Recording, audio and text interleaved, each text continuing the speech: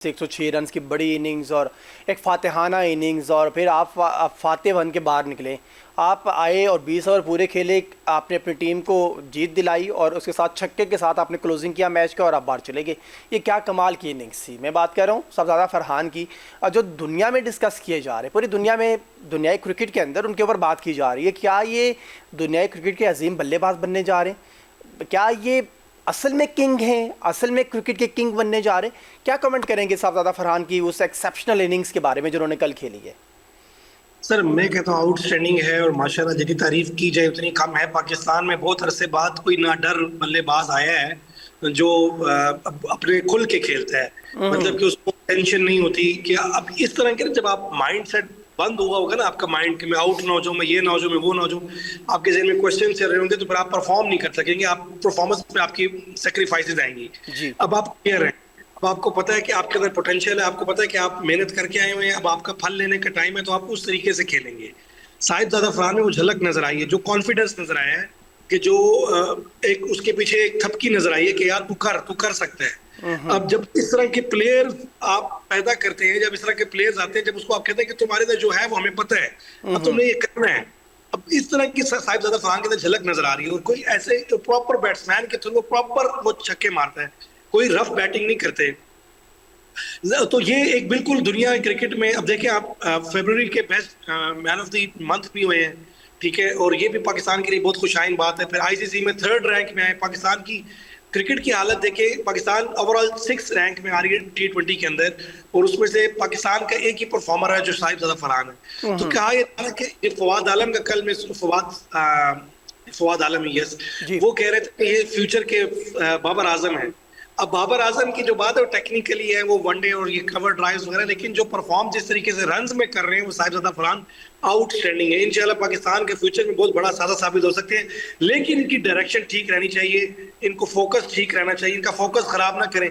अब ऐसा ना हो कि खुदा ना खासा इनको वनडे में ले और उसमें परफॉर्म ना करें और वो फिर इनकी परफॉर्मेंस ऑब्वियसली T20 की भी खराब होगी, क्योंकि कॉन्फिडेंस खराब होता है। सर ये फिर हसन, मैंने तो खैर ये बयान मैंने देखा नहीं है, आप कोट कर रहे हैं, तो मैं आपसे, आप समझते हैं कि साहबजादा फरहान को फ्यूचर में बाबर आजम बनना चाहिए, या फिर साहबजादा फरहान को फ्यूचर में साहबजादा फरहान ही रहना चाहिए, बाबर आजम साहबजादा फरहान बनने की तरफ जाएंगे? आई थिंक इस वक्त तक की जो इनिंग्स है साहबजादा फरहान ने जो किया अभी तक, मेरा नहीं ख्याल कि बाबर आजम ने इतने सारे टाइम के अंदर, या इस तरह जिस तरह से बुमराह की पिटाई की उन्होंने साहबजादा फरहान है, जो दुनिया के कोई बहुत बड़े बड़े बल्लेबाज नहीं कर सके, इवन बाबर आजम नहीं कर सके, तो साहबजादा फरहान ने वो की।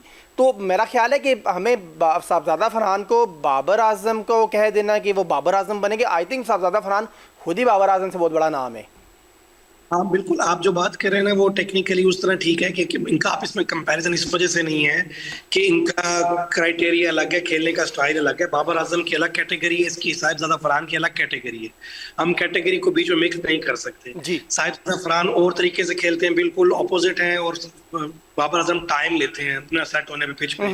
बाबर आजम T20 के प्लेयर नहीं है। अगर अगर खिलाना भी है बाबर आजम को T20 में, तो ओपन ओपन में उनकी जगह नहीं बनती, क्योंकि नए पावर प्ले के अंदर ही वो खेल सकते हैं। जो आपने कवर ड्राइव्स वगैरह निकाले, जब फील्डिंग खुल जाती है तो फिर उनकी जगह नहीं बनती। अब कहने का मतलब है साहिबजादा फरहान है पूरा 20 ओवर खेलने वाला प्लेयर है T20 के अंदर। जी। अब जहां तक परफॉर्मेंस की बात है, वो जो बात कर रहे थे जिसना फेम मिला है ना बाबर आजम को, बाबर आजम ने जो ODI में परफॉर्म किया हुआ है और जो सेंचुरीज परफॉर्म की हुई है, उस तरीके की बात वो कर रहे थे कि साहिबजादा फरहान को उस तरीके का फेम मिल सकता है फ्यूचर में, और अभी मिल भी रहा है इंशाल्लाह।